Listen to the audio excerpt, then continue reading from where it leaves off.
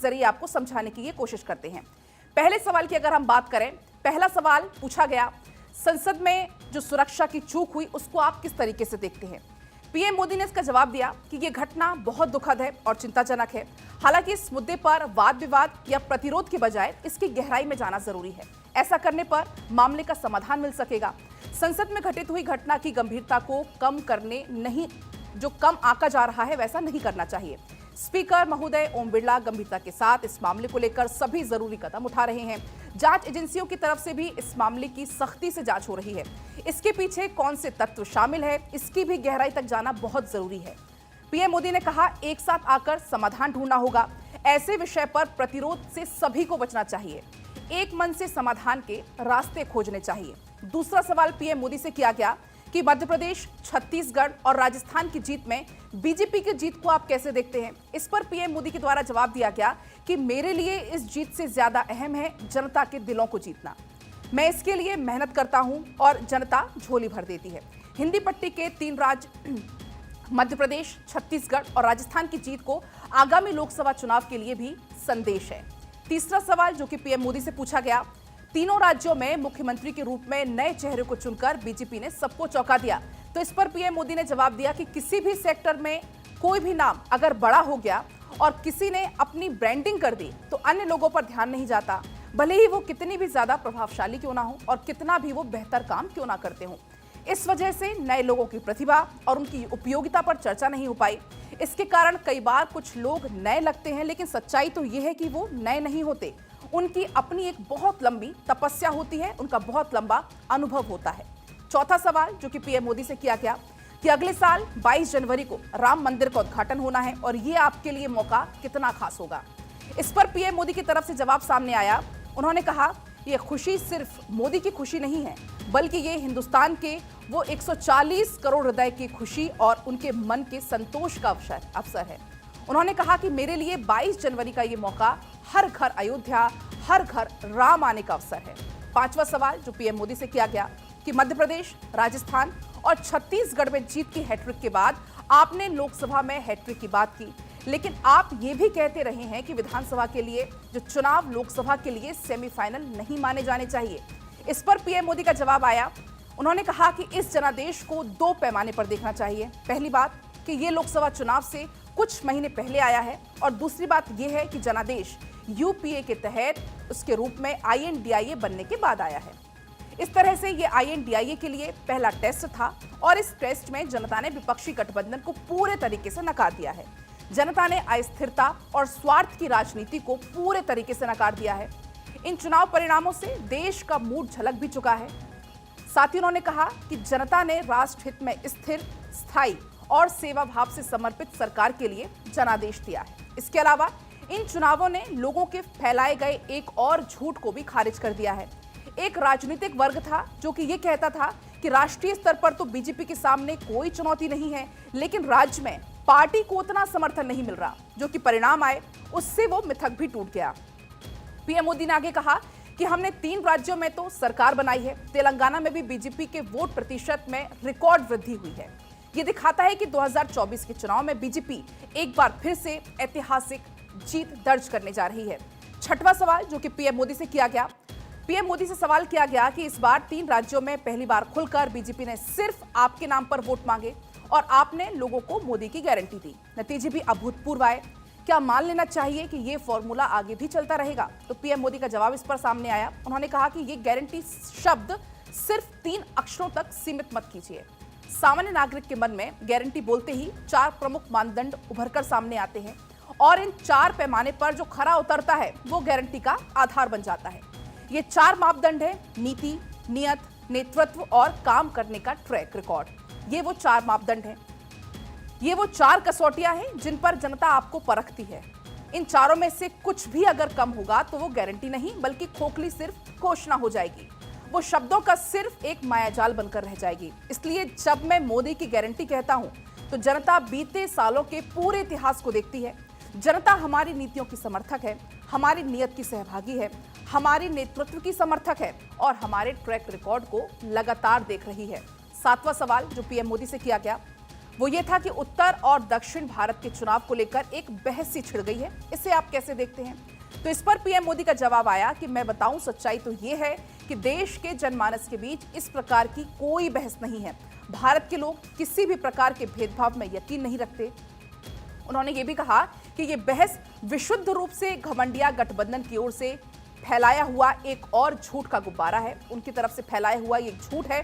देश को बांटने की एक ऐसी राजनीति भी निराशा से जन्म लेती है। जिनके पास कोई विचारधारा नहीं होती, जनहित के कोई सार्थक विचार नहीं होते, और ऐसी सूरत में विभाजन की सोच घमंडिया गठबंधन पर हावी होना एक स्वाभाविक है। ये लोग सत्ता में आने के लिए कुछ भी कर गुजरने का प्रयास कर रहे हैं। इनके लिए देश का भविष्य कोई मायने नहीं रखता, बल्कि ये लोग अपने बच्चों के भविष्य के लिए सरकार पर कब्जा करना चाहते हैं। देश ये देख रहा है, देश के लोग ये देख रहे हैं। मुझे देश के लोगों की समझ पर पूरा भरोसा है।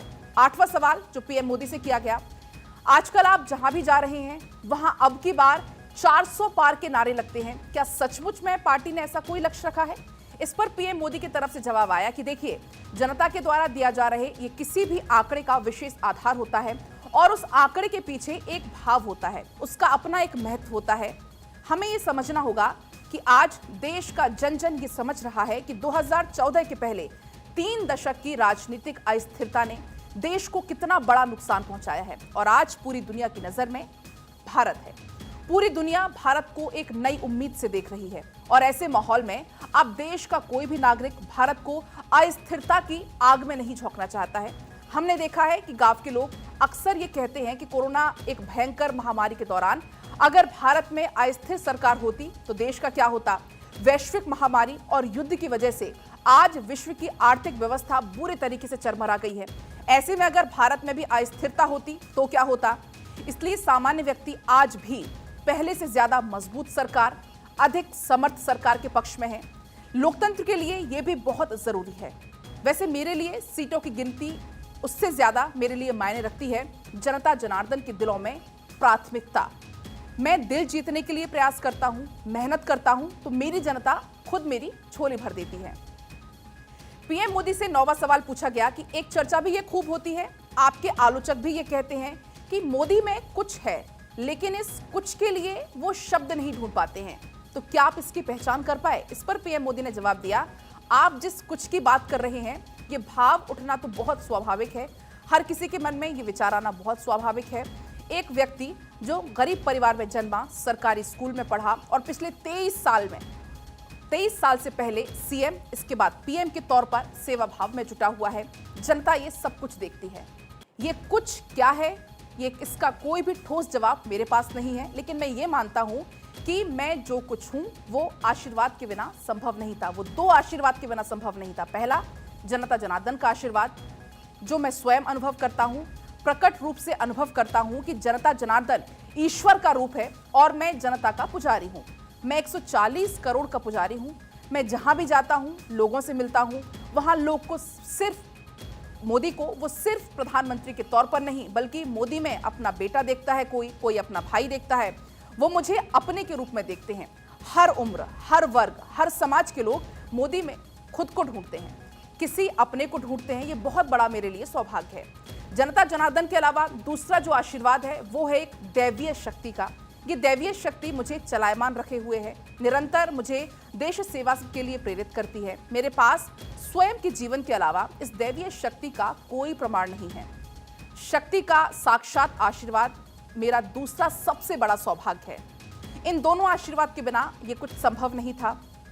लेकिन मैं फिर भी कहता हूं कि मैं कितनी भी कोशिश करूं तो भी ये कुछ जो शब्द है उसका मैं वर्णन नहीं कर सकता। 10वां सवाल जो पीएम मोदी से किया गया कि आपने 4 जाति, गरीब, महिला, युवा और किसान, इनकी बात की, क्या इससे जातिवादी की राजनीति खत्म होगी? इस पर पीएम मोदी ने जवाब दिया कि मैं जब भी किसान, महिला, युवा और गरीब, इन 4 जातियों की बात करता हूं, इसके पीछे ठोस कारण है। आप किसान को देखिए, वो किसी भी कुल, वंश में, परिवार में पैदा हो, लेकिन उसकी समस्या एक जैसी होती है, उनकी समस्याओं का समाधान भी एक होता है। इसी प्रकार गरीब परिवार में चाहे किसी भी समाज का हो, उसकी जरूरतें, उसकी अपेक्षाएं वो भी एक जैसी होंगी। गरीबी दूर करने का रास्ता जब सरकार ढूंढती है तो वो सभी गरीब परिवारों के लिए लागू होता है। जब समस्या का समाधान होता है वो भी सबके लिए होता है, तो देखने का नजरिया भी उसी आधार पर होना चाहिए। इसलिए जब में इन 4 जातियों का सशक्तिकरण होगा तो हर समाज, हर वर्ग का सामर्थ्य बढ़ेगा। 11वां सवाल जो पीएम मोदी से किया गया, आपने हाल ही में कहा था विपक्ष को सकारात्मक होना चाहिए। वो रोजगार का मुद्दा उठाते हैं तो आप आंकड़े देते हैं कि बढ़ रहे हैं, वो महंगाई का मुद्दा उठाते हैं तो आप आंकड़ा पेश कर देते हैं। फिर जब वो अपनी राजनीति कैसे करेंगे, आप ही कोई मुद्दा सुझाइए। इस पर पीएम मोदी का ये जवाब सामने आता है, ये लोकतंत्र है, हर पार्टी के अपने अपने विचार हैं, लेकिन बीजेपी को गाली देते देते आप भारत को गाली देने पर जब आप आ जाएंगे तो जनता इसको पसंद नहीं करेगी। मैं उन्हें सलाह दूं, ये उचित भी नहीं है। वो आत्मचिंतन करेंगे कि देश की जनता उनकी बातों को क्यों स्वीकार नहीं करती, ऐसा वो जरूर उनको सोचना चाहिए। 12वां सवाल जो पीएम मोदी से किया गया, अनुच्छेद 370 पर सुप्रीम कोर्ट में जिस तरह का निर्णय आया है उसे आप कैसे देखते हैं। इस पर पीएम मोदी ने जवाब दिया कि देखिए, सर्वोच्च न्यायालय ने इस बात पर अपनी मुहर लगा दी है कि किसी भी देश में 2 विधान नहीं चल सकते हैं। अनुच्छेद 370 का हटाना किसी राजनीति से ज्यादा जम्मू कश्मीर और लद्दाख के लोगों के लिए बहुत जरूरी था। अनुच्छेद 370 का हटना लोगों के लिए विकास, उनके जीवन का जो सुगमता है उसके लिए जरूरी था। इससे कुछ परिवारवादियों ने अपने राजनीतिक स्वार्थ के लिए मुट्ठी में बंद कर लिया था। जम्मू कश्मीर का आमजन ना तो किसी स्वार्थ का राजनीति का हिस्सा है और ना ही वो बनना चाहता है। वो अतीत की परेशानियों से निकलकर देश के हर नागरिक की तरह बिना भेदभाव के अपने बच्चों का भविष्य और अपना वर्तमान सुरक्षित करना चाहता है। अनुच्छेद 370 के बाद आज जम्मू कश्मीर और लद्दाख दोनों की सूरत पूरे तरीके से बदल गई है। अब वहां पर सिनेमा हॉल चल रहे हैं, वहां पर टेररिस्ट अब नहीं आते हैं, टूरिस्ट का वहां मेला लगता है। अब वहां पर पत्थरबाजी नहीं होती बल्कि फिल्मों की शूटिंग होती है। आप कश्मीरी परिवार इसे पसंद भी कर रहे हैं। आज भी राजनीतिक स्वार्थ में जो लोग अनुच्छेद 370 को लेकर भ्रम फैला रहे हैं, मैं उन्हें 2 टूक करूंगा। उन्होंने यह भी कहा आगे कि अब ब्रह्मांड में कोई भी शक्ति अनुच्छेद 370 की वापसी नहीं करा सकती। और इसी के साथ फिलहाल वक्त एक बहुत छोटा